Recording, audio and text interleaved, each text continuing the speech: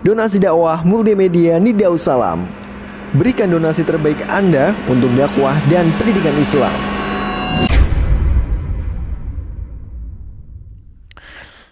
Bismillahirrahmanirrahim. Innal hamdalillah nahmaduhu wa nasta'inuhu wa nastaghfiruh wa na'udzu billahi min syururi anfusina wa min sayyiati a'malina may yahdihillahu fala mudhillalah wa may yudlil fala hadiyalah wa asyhadu an la ilaha illallah wahdahu la syarikalah wa asyhadu anna Muhammadan abduhu wa rasuluh amma ba'du. Kita melanjutkan kitab Ar-Ruh yang ditulis oleh Imam Ibnu Qayyim rahimahullah ta'ala. Kita sekarang masuk di bab yang ketiga. Al-Imam Ibnu Qayyim rahimahullah ta'ala beliau berkata, faslun bab wa ammal mas'alatu tsalitsatu, pertanyaan yang ketiga, wahya annahu hal tatalaqa arwahul ahya'i wa arwahul amwati. Apakah ruh orang-orang yang masih hidup bisa berjumpa dengan roh orang-orang yang sudah mati? Ini cabang dari pembahasan sebelumnya. Kalau di bab yang kedua, di pembahasan kemarin, kita telah membahas tentang apakah roh orang-orang yang mati bisa berkumpul, yaitu sama-sama yang sudah meninggal. Di alam barzah, si A dan si B yang sudah meninggal, yang dulu teman akrab di dunia, apakah bisa berkumpul lagi di alam kubur ketika mereka sudah pada meninggal? Dan jawaban kita katakan bahwa roh itu di alam kubur ada dua macam. Ada roh yang mendapatkan kenikmatan, kemudian yang kedua ada roh yang diazab. Roh yang mendapatkan kenikmatan, maka mereka bebas, mereka dibebaskan sehingga mereka boleh kemana saja, termasuk mereka saling berkunjung. Mereka saling berkunjung, mereka saling berziarah, mereka saling kumpul. Itu bisa selama mereka mendapatkan kenikmatan. Kemudian yang kedua, sedangkan roh yang diazab, maka azabnya telah menyibukkan mereka sehingga mereka tidak mungkin bisa punya waktu untuk berkumpul. Sehingga kalau kita punya teman, misalkan teman kita qadarullah diazab, maka kita tidak akan bisa berkumpul dengan teman kita. Ini kalau sama-sama yang sudah meninggal. Sedangkan bab yang kita bahas di sini, bab yang ketiga, terus bagaimana dengan kita yang masih hidup, bisa nggak berjumpa dengan orang yang sudah meninggal? Kalau perjumpaannya itu dengan jasad dan roh, yaitu kita misalkan jasad dan roh kita di alam nyata, di alam yaqdzah atau alam terjaga, di mana kita itu di alam dunia. Dalam kita terjaga antara jasad dan roh kita ketemu dengan orang yang sudah mati, itu mustahil. Tidak akan bisa. Karena Allah Ta'ala berfirman, wa min waraihim barzakhun ila yaumi yub'atsun. Di belakang orang yang sudah meninggal dunia ada barzah. Barzah itu dinding penghalang, sehingga tidak mungkin orang yang sudah mati kembali ke alam dunia, sama sekali nggak mungkin. Sehingga jasad kita yang masih hidup, mata normal ini tidak akan mampu melihat roh orang yang sudah meninggal dunia. Sehingga tidak ada namanya roh gentayangan di dunia, nggak ada. Yang gentayangan itu bukan roh, tapi yang gentayangan itu syaitan yang menjelma dalam bentuk orang yang meninggal. Sehingga kalau misalkan ada orang meninggal dari keluarga kita, misalkan tiba-tiba kembali lagi, misalkan menampakkan diri di hadapan kita, padahal kita terjaga, kita melihat dengan mata kita, maka itu bukan roh. Karena tidak mungkin roh itu bisa kembali ke dunia, bisa terindra dengan indra dunia. Kalau ini tidak mungkin. Jadi kalau orang yang masih hidup ketemu dengan orang yang mati di alam nyata itu di alam dunia, kita melihat dengan mata kita dunia ini, maka itu mustahil. Itu tidak mungkin bisa. Hatta Nabi Muhammad hatta Nabi Muhammad. Tidak mungkin Rasulullah itu datang ke kita kemudian orang bisa tahu, oh ini Nabi Muhammad ini sedang datang. Enggak mungkin, siapapun Anda. Siapapun Anda, tidak mungkin Anda bisa melihat roh orang yang sudah meninggal. Walaupun roh yang sudah meninggal dunia masih ada juga yang di dunia ada. Seperti kalau orang meninggal dunia, kan rohnya langsung diangkat ke atas langit. Setelah itu kan selesai di atas langit, didata, kemudian dikembalikan. Ketika roh jasadnya itu masih di dalam rumah, maka rohnya itu di rumah. Rohnya itu dia melihat keluarga yang menangis, kemudian ketika jasadnya dimandikan, rohnya ikut. Ketika dibawa ke kuburan, rohnya ikut. Berarti rohnya itu di dunia, masih di dunia. Tapi indera dunia yang masih hidup, yaitu orang-orang yang masih hidup, tidak akan mampu untuk menerawang. Kalau sampai bisa menerawang, nggak mungkin, kecuali Nabi dan Rasul yang Allah berikan kelebihan. Tapi kalau manusia biasa nggak mungkin. Tidak mungkin. Misalkan Nabi Muhammad sudah meninggal dunia, tiba-tiba ada orang mengatakan, oh saya lihat itu Nabi Muhammad sedang duduk di sana. Mustahil. Siapapun Anda, kalau itu menampakkan, berarti itu syaitan yang menjelma. Tidak mungkin dia itu orang yang sudah mati, nggak mungkin. Kenapa? Karena orang yang sudah mati tidak mungkin dia terindra dengan indera dunia. Kenapa? Karena alam kubur, yaitu alam yang sudah mati, dengan alam dunia itu ada barzah. Sebagaimana Allah telah sebutkan barzah, wa min wara'ihim barzah. Jadi sampai dinamakan dengan alam barzah. Barzah itu apa? Alam yang membatasi dengan dunia. Barzah itu apa? Barzah itu tembok. Jadi dinamakan dengan barzah. Barzah itu tembok. Dinamakan alam barzah karena alam itu tertutup dengan alam dunia. Bukan berarti rohnya itu nggak di dunia. Mungkin ada, nanti kita bahas di pembahasan yang akan pembahasan yang akan datang, yaitu di mana sih alam kubur itu di mana. Nanti kita sebutkan ada yang alam kuburnya itu di dunia. Tapi walaupun di dunia, manusia tidak mungkin bisa mengindra. Tidak mungkin bisa mengindra. Mungkin kalau binatang bisa. Binatang bisa karena binatang tidak diperintahkan beriman kepada yang gaib. Tapi kalau manusia tidak mungkin. Berarti kalau ada yang nampak di mata kita, mata orang normal, orang terjaga, maka itu adalah jelmaan syaitan. Syaitan yang menjelma, jin-jin yang menjelma dengan wujud orang-orang yang sudah meninggal dunia, dan itu bisa. Jadi kalau masalah ini jelas otomatis kita tidak membahas masalah ini, yaitu kalau alam nyata sama-sama kita itu di alam hidup sekarang, yaqdhah atau kita itu terjaga, kemudian kita bisa melihat roh orang yang sudah mati, mustahil. Kalau ini tidak mungkin.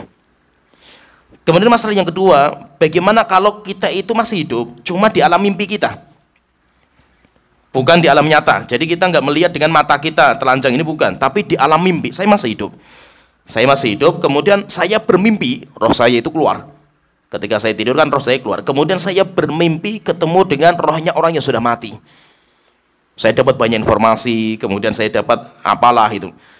Bisa nggak ini ketemu di sini? Nah, ini yang dibahas sama Imam Ibnu Qayyim di bab yang ketiga ini, yaitu orang masih hidup, bisa nggak rohnya dia itu ketemu dengan orang yang sudah mati. Tapi pertemuan tidak mungkin di dunia, masih di alam nyata, alam yaqdhah, yaitu alam terjaga.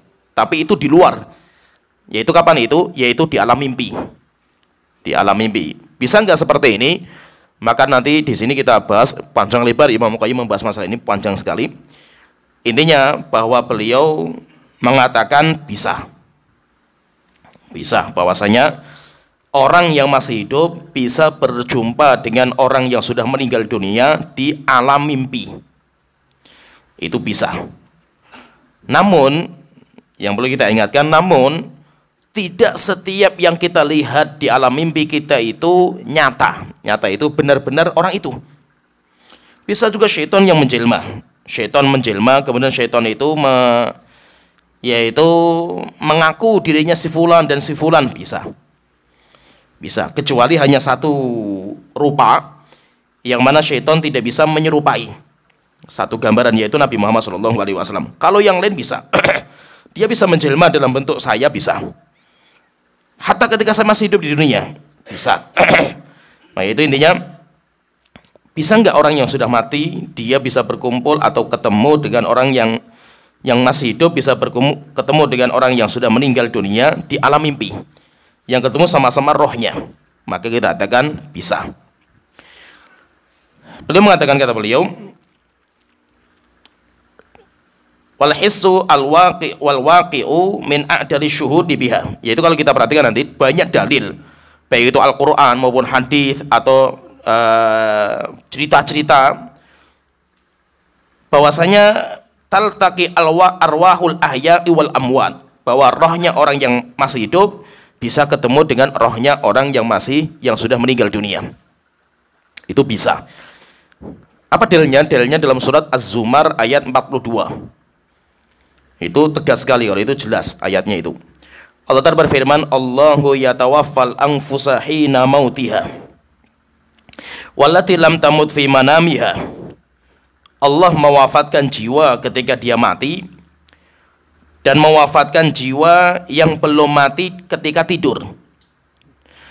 Fayumsikul lati qadha alaihil mauta. Jiwa yang Allah takdirkan mati ditahan, yaitu tidak bisa kembali ke dunia. Wa yursilul ukhra ila ajalin musamma. Sedangkan jiwa yang masih diberikan umur akan dilepas. Akan dilepas, kemudian kembali ke jasadnya sampai kapan? Sampai ajal, sampai datang ajalnya. Inna fi dzalika laayatil liqaumi yatafakkarun. Sesungguhnya dalam kejadian itu ada tanda-tanda yang besar akan keagungan Allah bagi orang-orang yang berpikir. Nah, di sini kalau kita perhatikan di sini, Allah menyebutkan bahwa Allah akan mewafatkan dua jiwa.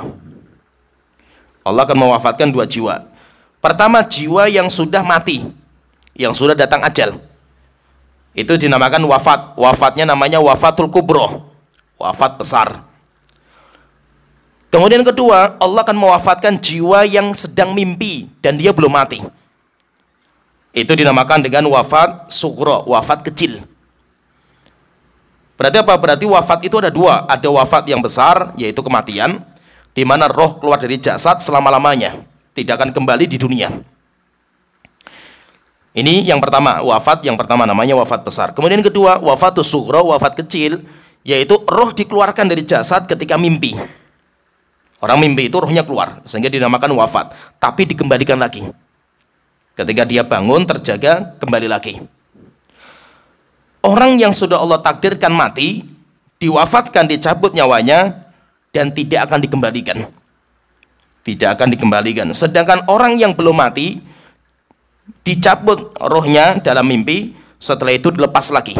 Dilepas, kemudian setelah itu kembali kepada jasad. Sampai kapan seperti itu terus? Yaitu dicabut rohnya, kembali lagi, cabut rohnya, kembalikan lagi, sampai datang ajal kematian dia. Nah, berarti wafat itu ada dua, maka itu fahami. Terkadang banyak orang keliru, sampai ada ulama besar, seorang ulama yang sering membantah Kristen. Terkenal lah, kita mungkin sudah faham, Syekh Ahmad Dedat. Terkenal sekali lah, kalau beliau membantah orang Kristen luar biasa. Tapi saya dengar sebuah ceramah beliau juga keliru dalam memahami tentang Nabi Isa. Yaitu mungkin kita katakan beliau kalau membantah orang-orang Kristen, kelebihan beliau. Cuma kalau mempelajari agama Islam lebih dalamnya, itu mungkin beliau belum pakarnya.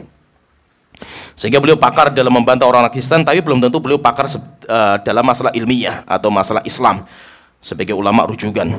Sehingga kita harus paham beliau itu faknya di mana. Sehingga kalau berfatwa masalah Islam belum tentu dipakai.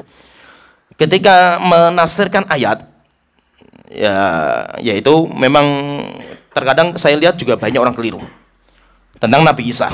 Nabi Isa itu ketika mau diangkat ke atas langit, kan Allah Ta'ala mengatakan, Inni mutawafika Isa, sesungguhnya aku akan mewafatkan kamu. Inni mutawafika wa rafi'uka ilayya. Kemudian kami akan mengangkat kamu ke atas langit. Wa mutahhiruka minal ladzina kafaru, dan aku akan sucikan kamu, bersihkan kamu dari orang-orang kafir yang mencela kamu. Di sini kan artinya tiga. Allah akan wafatkan Nabi Isa dulu, setelah itu baru diangkat ke atas langit, setelah itu baru nanti Nabi Isa dibersihkan namanya. Nah, di sini kelirunya itu ketika menafsirkan wafat itu dengan mati. Sehingga Nabi Isa itu sudah mati atau belum? Mati. Karena Nabi Isa sudah wafat. Ya, Nabi Isa sudah wafat. Dan ini jadi masalah. Ini bukan. Ini wafat, iya. Nabi Isa diwafatkan. Tapi itu bukan wafat namanya mati, bukan. Tapi wafat sughra.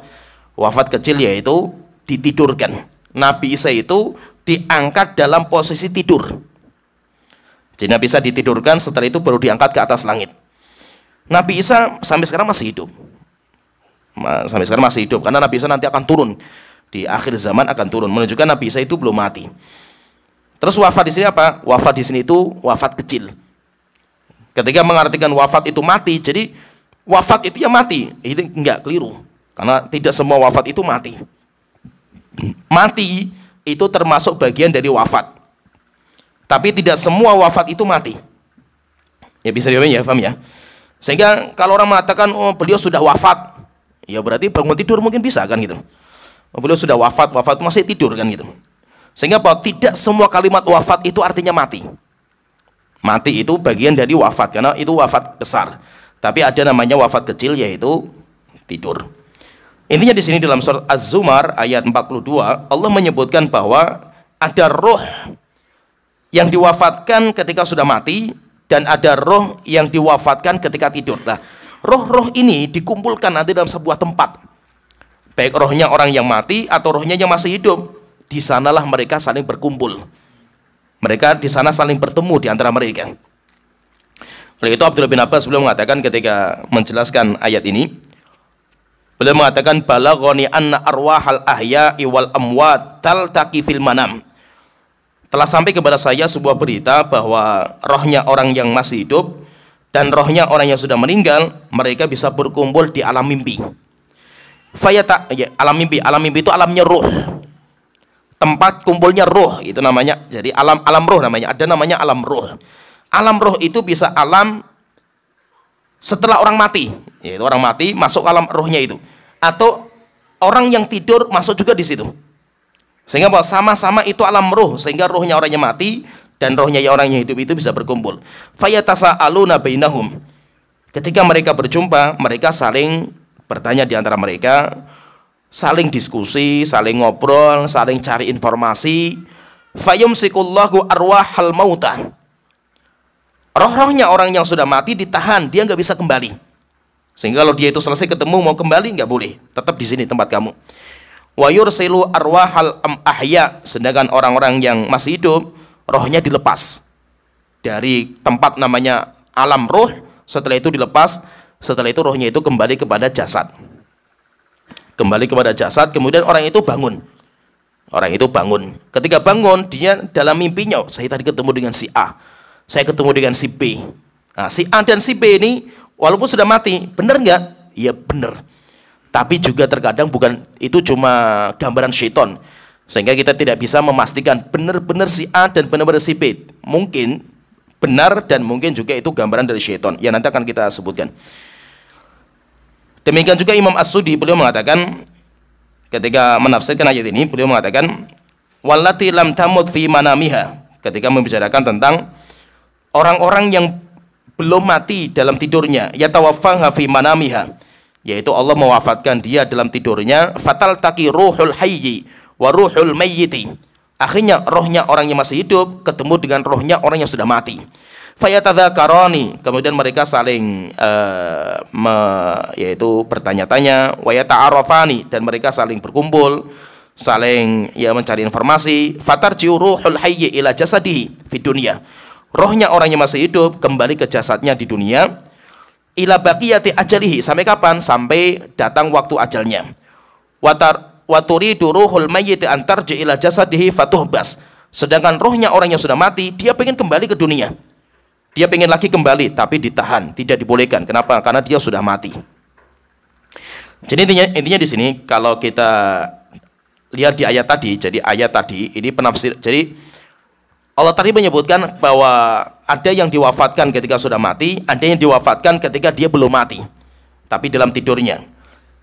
Kalau ini yaitu yang penafsiran, cara menafsirkan itu, berarti maksudnya itu mereka itu bisa berkumpul. Rohnya orang yang, jadi orang yang mati ini sudah mati lama misalkan ini rohnya sudah mati lama. Misalkan saya punya bapak saya sudah setahun atau 2 tahun meninggal. kemudian saya tidur, kemudian saya mimpi ketemu dengan bapak saya. Nah, itu berarti itu yang dimasukkan dengan ayat tadi. Ini pendapat yang pertama. Jadi kalau pendapat yang pertama, pendapat ahli tafsir yang pertama, jadi yang berkumpul itu adalah rohnya orang yang masih hidup dengan rohnya orang yang sudah meninggal. Ini pendapat yang pertama, rohnya orang yang masih hidup dan rohnya orang yang sudah meninggal. Ini kata Imam Ibnu Qayyim beliau mengatakan, wa hadza ahadul qaulaini fil ayah. Ini satu pendapat ulama ahli tafsir dalam bab ini. Yaitu cara memahami ayat tadi, satu pendapat seperti itu. Annal mumsakata man tuwfiyat wafatal mauti awalan. Maksudnya, roh yang mati ketemu dengan rohnya yang hidup. Yang mati itu maksudnya yang sudah mati lama gitu. Yang sudah mati. Ini pendapat yang pertama. Jadi yang pendapat yang pertama, misalkan saya masih hidup. Saya bermimpi, dalam mimpi saya ketemu dengan kakek saya. Kakek saya sudah bertahun-tahun meninggal. Itu maksudnya berarti apa? Roh saya yang masih hidup ketemu dengan roh orang yang sudah mati. Itu namanya ayat tadi maksudnya seperti itu. Ini pendapat yang pertama. Pendapat yang kedua, wal qaulu tsani. Pendapat yang kedua, annal mumsakata wal mursalata fil ayati kilahuma tuwfiya wafatan naum. Kalau pendapat ahli tafsir yang kedua, maksudnya roh yang sudah mati dan roh yang masih hidup, itu maksudnya semuanya itu adalah orang tidur. Saya tidur, antum juga tidur. Sama-sama kita masih hidup sebenarnya itu. Cuma rupanya antum itu takdirnya mati ketika tidur itu. Jadi ajalnya itu pas tidur itu. Jadi antum tidur blabas lah maksudnya itu. Saya tidur, antum tidur, dalam alam mimpi saya sama antum ketemu gitu loh. Ya kan? Saya tidur, antum juga tidur ketemu. Ketika selesai saya mau balik, saya diizinkan. Kenapa? Karena kamu belum mati takdirnya itu. Sedangkan yang kedua, dia mau balik nggak boleh. Kenapa nggak boleh? Karena kamu takdirnya hari ini mati. Yaitu maksudnya itu kamu ya mimpi sekalian blabas lah maksudnya itu. Ya, paham ya istilahnya blabas sekalian itu. Orang tidur wes nggak bangun lagi lah itu. Kenapa nggak bangun lagi? Karena dia mau balik nggak dibolehkan. Kenapa? Kamu sudah datang, ajal kamu sudah datang. Ini maksud ayat tadi dari pendapat yang kedua. Jadi kalau pendapat yang kedua itu mereka mengatakan bahwa yang ditahan dan yang dilepas sama-sama dia itu tidur awalnya. Tidur ketemu di alam mimpi, tapi yang satu mau balik diizinkan karena ajalnya belum datang, yang kedua mau balik tidak dibolehkan. Kenapa? Karena ajalnya sudah datang. Kata Imam Ibnu Qayyim mengatakan waqtara Syekhul Islam hadzal qaul. Pendapat yang kedua ini pendapat yang dipilih oleh Syekhul Islam. Menunjukkan apa? Coba kalau kita pahami. Menunjukkan apa? Menunjukkan kitab Ruh ini ditulis setelah Imam Ibnu Qayyim ketemu dengan Syekhul Islam. Dulu pernah saya bahas panjang lebar. Karena ada orang-orang yang meragukan penisbatan kitab ini kepada Imam Ibnu Qayyim. Ini yang pertama. Atau yang kedua, kalau benar ini kitab dari Imam Ibnu Qayyim, mungkin sebelum ketemu dengan Syekhul Islam. Maka kita bantah nanti Imam Ibnu Qayyim menyebutkan di kitab Ruh banyak sekali pendapatnya Syekhul Islam. Berarti menunjukkan apa? Menunjukkan beliau nulis kitab Ruh setelah ketemu dengan Syekhul Islam. Cuma yang kemarin kita bahas itu, tapi di kitab ini ada 3 iskal yang berat lah itu. Ada 3 iskal. Kan ada 3 iskal yang kemarin sudah kita rinci satu persatu kan itu. Yang pertama, iskal yang pertama. Ayo yang pertama apa? Yang pernah ingat?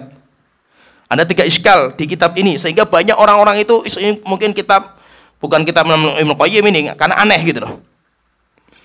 Dulu pernah saya bahas panjang lebar itu. Yang pertama apa? Karena Imam Ibnu Qayyim beliau menjelaskan bahwasanya si mayit mengetahui dan mendengar orang yang menziharinya. Ini kan bahaya nih, pendapat seperti ini bahaya kan gitu. Kalau di kita nggak diakui lah itu. Mungkin Imam Qayyim bukan salafi lah, dia sudah ahlul bidah dia itu. Ini karena kebanyakan kita menganggap kalau punya pendapat itu berarti ahlul bidah itu. Tapi Imam Qayyim pendapatnya seperti itu di kitab Ar-Ruh. Yang kedua, beliau mensunnahkan talqin mayit setelah dikuburkan. Ini kan aneh lagi kan ini, bagi kita kan aneh kan gitu. Ya, walaupun saya kemarin sebutkan Kemarin saya sebutkan, beliau di kitab Ar-Ruh mensunahkan talqin mayit, tapi di kitab yang lain namanya kitab Zadil Ma'ad, beliau melarang talqin mayit, bahkan mengatakan itu bid'ah. Pertanyaan, yang benar yang mana? Yang benar yang mana ini? Sama-sama Ibnu Qayyim loh bayangkan ini. Sama-sama orangnya sama. Ibnu Qayyim ngarang kitab Ar-Ruh, beliau mensunahkan talqin. Kemudian ngarang juga kitab lain namanya Zadil Ma'ad, beliau mengatakan tidak dianjurkan talqin itu. Nah, terus yang benar mana? Kita katakan ya itu pendapatnya Imam Ibnu Qayyim. Dan itu memang masalah khilafiyah. Kemarin kita sebutkan. Syekhul Islam menyebutkan ulama beda 3 pendapat dalam masalah talqin mayit setelah meninggal dunia. Ada yang mengatakan sunnah, ada yang mengatakan makruh, karena makruh itu nama karena bid'ah. Tapi bid'ahnya itu makruhah. Kemudian yang ketiga karena kalau yang lain pendapatnya mubah. Kalau Syekhul Islam, beliau memilih pendapat yang hukumnya mubah. Mentalqin mayit setelah dikuburkan itu mubah. Kalau Imam Qayyim pendapatnya sunnah dan makruh. Karena ada 3 ini. Maka kita katakan kemungkinan besar kitab Zadil Ma'ad itu merupakan kitab terakhirnya Imam Ibnu Qayyim. Nah, itu kalau pendapat saya sendiri, pribadi saya lebih condong kepada pendapatnya Imam Ibnu Qayyim dalam kitab Zadil Ma'ad. Yaitu maksudnya apa? Talqin mayit itu hukumnya makruh. Tapi saya masih meyakini itu masalah khilafiyah. Masalah khilafiyah. Saya tidak berani menyesatkan, apalagi sampai mengeluarkan dari al-sunnah orang-orang yang mentalqin mayit setelah meninggal dunia. Kenapa? Karena ulama-ulama kita berbeda seperti itu. Ini masalah yang kedua yang menjadi iskal dalam kitab ini. Kemudian ketiga, menghadiahkan bacaan Quran kepada si mayit. Nah, itu jadi masalah juga nanti kan di kita kan itu. Makanya banyak orang yang meragukan kitab ini dari beliau, dari tulisannya Ibnu Qayyim. Kalaupun iya, itu berarti Ibnu Qayyim masih belum ketemu dengan Syekhul Islam. Semuanya terbantahkan. Kenapa? Karena di sini beliau menyebutkan gurunya Syekhul Islam. Beliau mengatakan waqtaro Syekhul Islam hadzal qaul. Syekhul Islam beliau lebih memilih pendapat yang kedua dalam menafsirkan ayat tadi, yaitu yang dimaksud dengan Allah mematikan, mewafatkan roh ketika mati dan mewafatkan ketika tidur, maksudnya mereka berdua itu sama-sama sedang tidur. Ketemu dalam tidurnya itu ketemu dalam mimpi, yang satu mau pulang dibolehkan, diizinkan, yang satu mau pulang ditahan karena sudah datang ajalnya. Itu pendapat Syekhul Islam. Syekhul Islam mengatakan alaihi yadullul Quran wa sunnah. Pendapat yang kedua ini kata beliau didukung dengan Al-Quran dan Sunnah. Tapi Imam Ibnu Qayyim mengatakan walladzi yatarajjahu, pendapat yang kuat bagi saya. Berarti ada 2 pendapat. Beliau pertama menyebutkan 2 pendapat ini, setelah itu beliau mengatakan, tapi kalau pendapat yang paling kuat bagi saya al-qaulul awal, pendapat yang pertama. Pendapat yang pertama yang mengatakan bahwa Allah dalam ayat ini menyebutkan wafat 2, wafat kubro yaitu orang yang sudah mati, kemudian wafat sughra orang yang mimpi. Itu yang dimaksudkan dengan ayat ini. Bukan orang yang sama-sama mimpi, bukan. Tetapi yang Allah sebutkan di sini itu adalah 2 wafat. Li'annahu subhanahu akhbara biwafataini. Allah dalam ayat ini menyebutkan ada 2 wafat. Wafatul kubra wa hiya wafatul maut, yaitu wafat kematian, wa wafatus sughra wa hiya wafatun num, yaitu wafat ketika orang itu mimpi. Ini pendapat, kalau Imam Ibnu Qayyim mengatakan itu pendapat yang bagi saya lebih kuat. Coba kita perhatikan di sini, beliau walaupun muridnya Syekhul Islam, tapi dalam masalah ini beliau beda dengan Syekhul Islam, dan itu biasa. Itu biasa, nggak usah kaget kita dengan perbedaan khilaf itu, nggak usah kaget. Ulama itu biasa. Imam Syafi'i muridnya Imam Malik. Imam Syafi'i beda dengan Imam Malik, dan nggak ada masalah itu, nggak gontok-gontokan mereka itu, saling menghormati kan itu. Imam Ahmad muridnya Imam Syafi'i, beda pendapat, biasa mereka itu, nggak saling gontok-gontokan. Kita itu yang hebat kan kita itu, beda sedikit ustadznya ditahdzir kan gitu. Bayangkan itu, ustadznya ditahdzir itu. Beda sedikit, saudaranya pun nggak dianggap sebagai saudara, ibunya pun ditahdzir kan gitu. Orang zaman sekarang kan kayak gitu. Kalau sudah khilaf sedikit, wah dihabisi, hatta keluarganya sendiri. Dan itu nyata di. Kenapa seperti itu? Karena kebodohan. Karena kebodohan. Biasanya kalau orang-orang bodoh itu khilaf sedikit ribut. Tapi kalau orang yang berilmu, khilafnya mereka itu kayak persaudaraan mereka. Mereka itu semakin kuat persaudaraan mereka, kecintaan mereka ketika mereka itu berbeda pendapat. Karena dengan perbedaan pendapat, ilmu mereka bertambah. Ada ilmu yang belum kita ketahui, akhirnya kan ilmu kita bertambah. Jadi intinya di sini, kalau Syekhul Islam beliau merojekkan pendapat yang kedua, tapi kalau Imam Ibnu Qayyim beliau lebih condong kepada pendapat Yang pertama, yaitu bahwa roh yang berjumpa itu adalah roh orang yang mati dan roh orang yang hidup. Dan digambarkan oleh para, kalau saya baca di sebuah penelitian, ya saya kaget juga itu penelitian itu, ya mungkin gitu. Jadi ada sebuah penelitian bahwa alam mimpi itu, orang ketika bermimpi tidak mungkin dia itu menggambarkan sesuatu yang belum pernah dilihat. Jadi ada sebuah penelitian seperti itu. Ya wallahu alam, apakah itu penelitian benar atau tidak, wallahu alam. Ya itu penelitian orang kafir, cuma saya pun juga belum mendapatkan informasi dari ulama-ulama kita. Apakah benar informasi seperti itu? Cuma kalau kita dapatkan itu, alam mimpi itu nanti bisa itu kabar dari Allah Ta'ala, bisa juga dari syaitan, bisa juga itu cuma kembang malam. Cuma kalau ada informasi dari para ilmuwan itu seperti itu. Jadi maksudnya ini, memori, jadi mata kita, telinga kita, indera kita, semua yang terekam dalam indera kita, baik indera penglihatan, pendengaran, semua itu nanti terekam di otak. Jadi otak itu kayak file, gudangnya file kita itu otak kita. Dan otak itu bukan hati loh. Otak itu bukan hati. Otak itu namanya moh kalau bahasa Arab. Sedangkan hati itu beda. Hati itu namanya al-qalbu. Hati itu letaknya di, yaitu akal. Jadi otak itu bukan akal. Fahami ya? Jadi bukan akal saya itu di kepala, bukan. Yang di kepala saya itu otak. Sedangkan akal saya itu di mana? Akal saya itu letaknya di hati. Akal saya itu letaknya di hati. Sehingga rajanya itu di mana? Rajanya itu di hati. Dia nanti yang memutuskan, tangan kerja, kaki jalan, mata melihat, itu semuanya itu adalah hati yang memutuskan. Cuma hati ini, sistem kerjanya, dia itu harus minta gambaran, informasi, file-file dari otak. Jadi otak melihat, misalkan saya melihat minuman, saya haus. Ada laporan, salah satu anggota badan saya merasa kehausan, pengen minum. Laporan ini sampai ke hati. Laporan itu sampai ke hati, sehingga diri kita itu butuh minum. Itu hati punya laporan seperti itu. Yaitu salah satu anggota badan kita itu butuh minum. Akhirnya ketika mata itu melihat ada minuman, maka mata itu difoto minuman itu, foto, simpan di filenya di otak.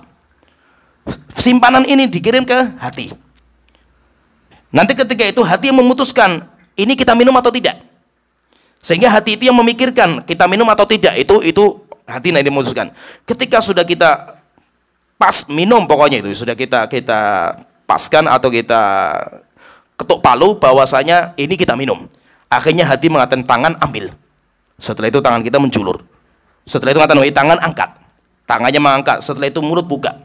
Setelah itu diminum dalam mulut. Sehingga itu kerjaannya itu cepatnya luar biasa. Dan itu robot pun kalah. Sehingga tidak ada makhluk terbaik yang Allah ciptakan, yang diciptakan kecuali manusia. Kenapa? Karena sistem kerjanya luar biasa. Dan robot nggak sampai secepat itu. Sistem kerjanya nggak sampai seperti itu. Kalau manusia lebih canggih. Nah, sebagian mengatakan, ini kata para ilmuwan loh, saya yang baca itu, bahwa mereka manusia itu tidak mungkin bisa menggambarkan sesuatu yang nggak ada di otak. Tidak ada di file di otak kalau orang mimpi. Itu kalau gambaran seperti itu. Sehingga apa yang mereka lihat dalam mimpi pasti pernah mereka lihat dalam alam nyata. Tapi saya katakan saya belum mendapatkan ucapan ulama dalam masalah ini. Wallahu alam, apakah semua yang kita lihat itu ya dalam mimpi itu pernah kita lihat dengan mata kita secara langsung? Wallahu alam. Tapi terkadang, fahami ya, ini yang menjadi masalah juga itu, terkadang kita itu melihat sesuatu di alam nyata, kejadian misalkan, ada kejadian jedier misalkan ya. Terkadang kita berpikir, kok pernah saya lihat ya kejadian ini ya? Ya, fahami ya, bisa dipahami ya? Kok seperti saya pernah melihat ini kejadian di mana ya itu? Itu di mana saya lihat itu? Itu saya lihat di alam mimpi saya. Ya, maka di sini ini memang informasi yang saya sampaikan tadi itu informasi dari ilmuwan yang saya baca, saya kaget juga dengan seperti itu. Tapi kalau kita dapatkan dari ulama-ulama kita, mimpi itu macam-macam. Ada mimpi itu yang memang itu kembang malam lah istilahnya itu. Pikiran kita yang terbawa dalam mimpi kita. Tapi itu ada juga yang itu merupakan kabar gembira dari Allah Ta'ala, ada juga itu kabar takut-takut, yaitu kabar menakutkan yang dibikin oleh syaitan dalam mimpi kita. Dan itu bisa, syaitan seperti itu bisa. Ini yang kita bahas di sini intinya. Orang yang mati bisa berjumpa dengan orang yang hidup dalam alam mimpi, dan mereka saling ngobrol, dan mereka saling diskusi, bahkan mereka saling mencari informasi, dan itu bisa. Setelah ini nanti Imam Qayyim menceritakan banyak sekali cerita, banyak sekali itu. Sampai masa itu berlembar-lembar. Itu di kitab itu cerita tentang kejadian ulama-ulama kita bermimpi ketemu dengan ulama yang lain yang sudah meninggal dunia, kemudian diskusi. Di sini saya cuma pengen menceritakan cerita yang dibawakan sama Imam Qayyim yang berkaitan dengan Umar bin Abdul Aziz.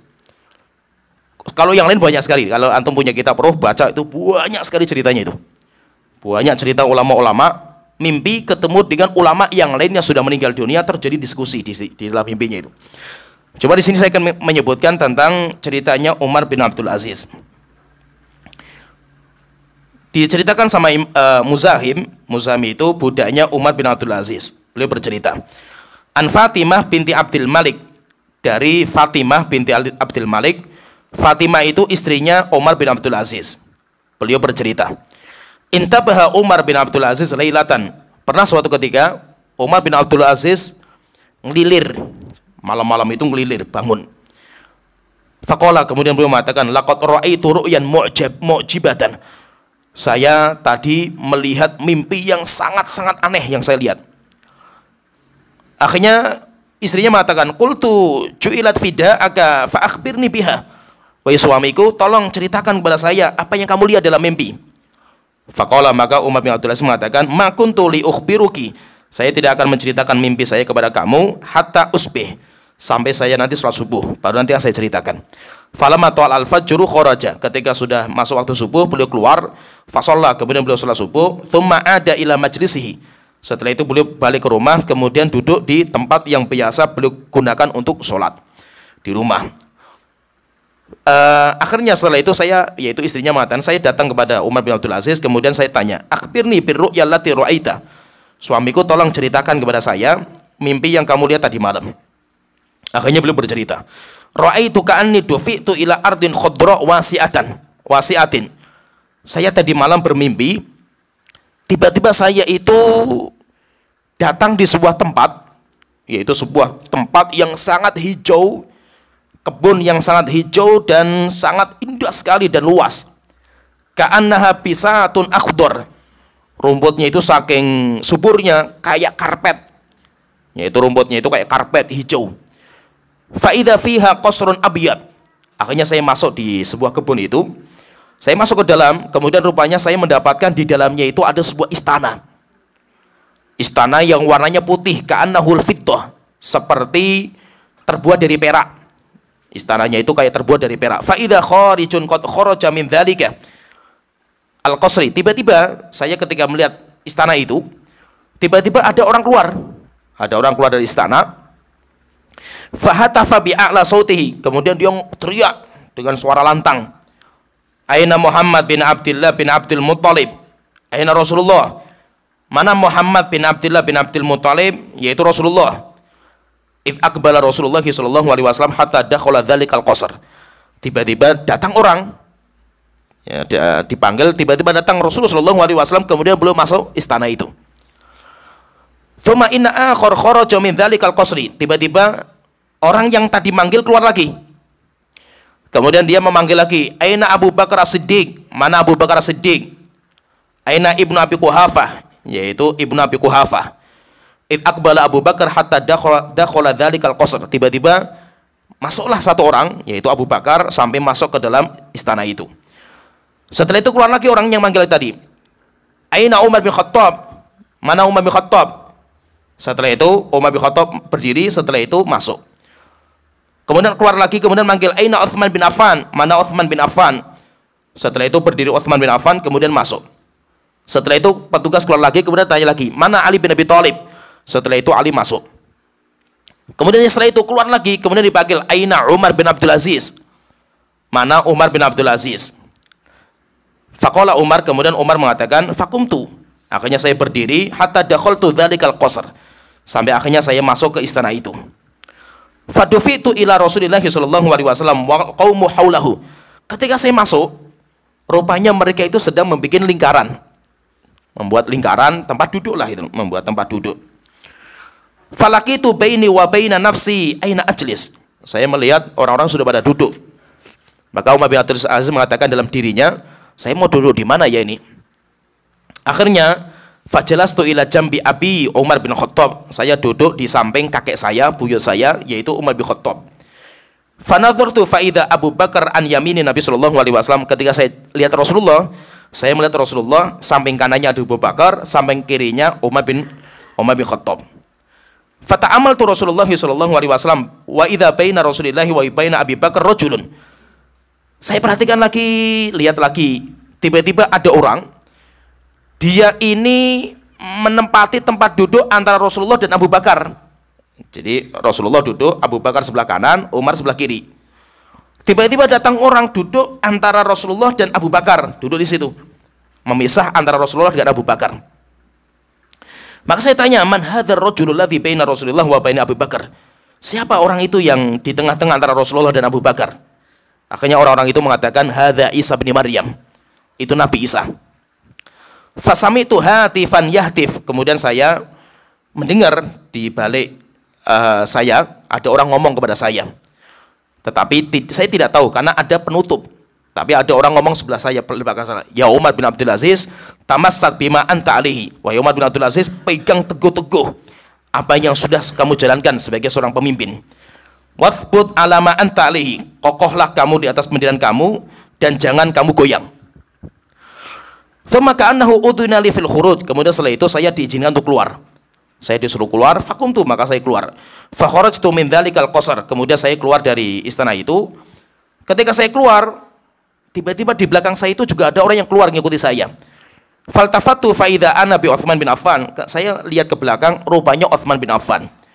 Wa huwa kharijun min dzalikal qasr. Dia sedang keluar dari istana, kemudian dia mengatakan alhamdulillahilladzi nasarani rabbi. Alhamdulillah, segala puji bagi Allah yang telah menolong saya. Setelah itu Utsman bin Affan keluar, fa idza Ali bin Abi Thalib fi ithrihi. Tiba-tiba Ali bin Abi Thalib keluar juga. Setelah keluar dia mengatakan alhamdulillahilladzi ghafara li rabbi. Segala puji bagi Allah taala yang telah mengampuni dosa saya. Ini cerita yang dilihat sama Umar bin Abdul Aziz dalam mimpi beliau. Ada cerita lagi nanti. Dalam cerita itu beliau melihat Ali bin Abi Thalib sama Muawiyah suruh masuk.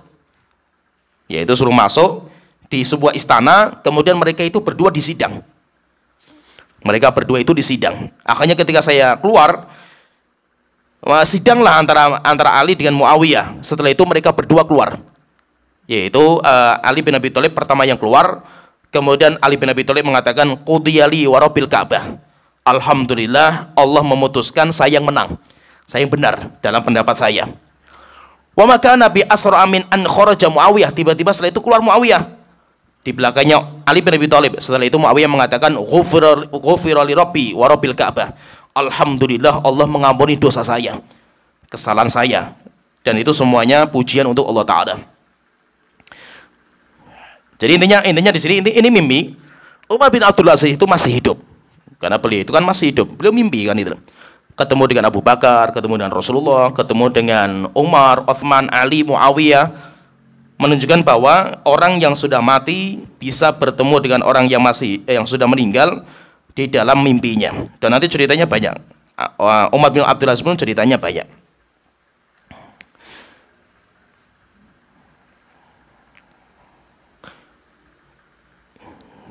Jam berapa ini? Kemudian setelah itu beliau membahas, kata Imam Al-Qayyim, ada pembahasan bagus, yaitu beliau ketika ditanya, kan mimpi itu kan enggak semuanya benar. Enggak semuanya benar. Maka beliau mengatakan wahadza, saya bacakan saja, saya ringkaskan. Wahadza babun tawilun jiddan. Kalau kita mau kumpulkan cerita-cerita terlalu banyak cerita-cerita masalah ini. Tapi beliau mengatakan, qultu, saya katakan, hadhihi manamatun wa hiya khairu ma'sumatun. Ini mimpi, dan mimpi itu bukan wahyu yang wajib kita yakini kebenarannya. Namun kata beliau mengatakan, jika Ada orang kok ceritanya benar. Misalkan saya ketemu dengan orang, bapak saya misalkan, ngabarkan, nak, saya itu menyimpan uang untuk kamu di bawah lemari. Kamu buka lemari itu. Saya bangun tidur, saya buka benar gitu. Atau yang lainnya, cerita-cerita yang nggak mungkin tahu kecuali dia gitu. Orang itu pasti dia itu. Dan itu kejadian banyak yang seperti itu. Maka itu sebagai bukti kalau mimpi itu terkadang bisa dibenarkan. Itu sebagai bukti. Namun, beliau mengatakan setelah itu, beliau mengatakan, fa inna ru'ya ala thalathati anwa, tapi perlu kita sebutkan, kita pahami bahwasanya mimpi itu ada 3 macam. Kita bermimpi itu ada 3 macam. Yang pertama, ru'ya minallah, mimpi datangnya dari Allah Ta'ala, itu biasanya mimpi yang benar dan yang baik, sehingga kita boleh menceritakan kepada orang lain. Yang kedua, wa ru'ya minasyaiton, mimpi dari syaitan. Mimpi dari syaitan yang itu membuat kita takut dan itu nggak boleh kita ceritakan kepada orang lain. Wa ru'ya min haditsin nafsi. Kemudian yang ketiga, terkadang mimpi itu kayak pikiran. Istilahnya kalau kita istilahkan namanya kembang malam. Kita itu memikirkan sesuatu sebelum tidur ke bawah. Apa yang kita pikirkan itu terbawa dalam tidur kita. Kemudian setelah itu beliau mengatakan, ini panjang sekali pembahasannya. Di penutupnya, di bab ini saya bacakan. Intinya di penutupnya, maka beliau mengatakan intinya di penutupnya itu, ketika mimpi ini jumlahnya banyak dan yang menceritakan seperti ini banyak, maka kita itu tidak bisa mengingkari. Ibaratnya misalkan gini, ibaratnya bahwa orang ketika bermimpi yang bukan hanya 1 orang, 2 orang yang melihat seperti itu, sehingga kita tidak boleh sembarangan untuk mengingkari masalah seperti ini.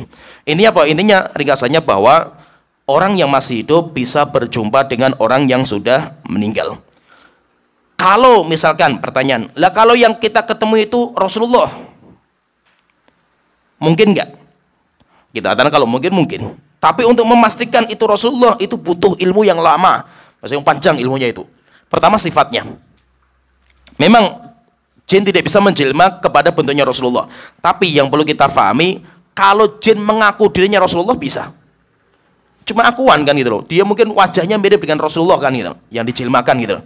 Tapi yang perlu kita ketahui apa? Sifatnya itu kayak apa? Maka itu para ulama kita nanti ngarang kitab namanya Syama'il Muhammadiyah. Syama'il Muhammadiyah itu menceritakan tentang bentuk fisiknya Rasulullah. Rambutnya Rasulullah kayak apa? Warna kulitnya, tinggi badannya, kemudian jenggotnya, alisnya. Itu semuanya nanti dipelajari semuanya di kitab namanya Syama'il Muhammadiyah. Supaya tidak kita itu terjerumus jin-jin yang mengaku dirinya Rasulullah dalam mimpi. Masalah yang kedua, kalau memang itu Rasulullah, kita mimpi ketemu dengan Rasul dan itu memang Rasulullah itu.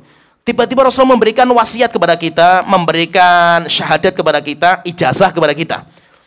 Kan kayak orang-orang dapat ijazah dari Rasulullah kan, zikir tertentu, zikir corona misalkan, wah ini ada zikir corona ini. Dari mana kamu tahu saya dapat ijazah dari Rasulullah itu? Nah, Rasulullahnya kayak apa bentuknya? Rasul itu orangnya rambutnya pirang, tinggi sekali, hidungnya mancung gitu. Ya itu orang Inggris itu mungkin kan, bukan Rasulullah kan gitu. Jadi Rasul siapa kan yang kamu ketahui itu Rasulullah siapa kan gitu. Jadi Rasulullah itu dalam mimpi memberikan sebuah amalan khusus kepada orang itu. Bisa nggak seperti ini? Tidak bisa. Kenapa? Karena agama Islam sudah sempurna sebelum wafatnya Rasulullah SAW. Tidak mungkin ada amalan yang itu disampaikan dalam mimpi khusus kepada orang. Nggak mungkin. Tidak mungkin. Maka tidak boleh mimpi kepada Rasulullah kemudian dapat amal tertentu dan itu diyakini sebagai agama Islam. Agama Islam sudah sempurna. Nggak butuh mimpi kita itu. Al-Quran dan hadis sudah sempurna. Sehingga tidak boleh kita butuh ritual baru yang bisa memasukkan ke surga, nggak butuh. Kenapa? Karena kita beragama bukan dari mimpi. Apalagi yang mimpi siapa yang kita lihat belum tentu itu Rasulullah SAW. Sehingga tidak boleh kita jadikan sebagai standar. Ya sebenarnya sini pembahasan kita yaitu masalah yang berkaitan dengan orang yang mati dengan orang yang masih hidup bisa bertemu dalam alam mimpi. Nanti insya Allah kita sambung di bab yang keempat di pertemuan berikutnya. Wa akhiru da'wana alhamdulillahirabbil alamin sallallahu alaihi Muhammad wa ala alihi wa sahbihi ajmain.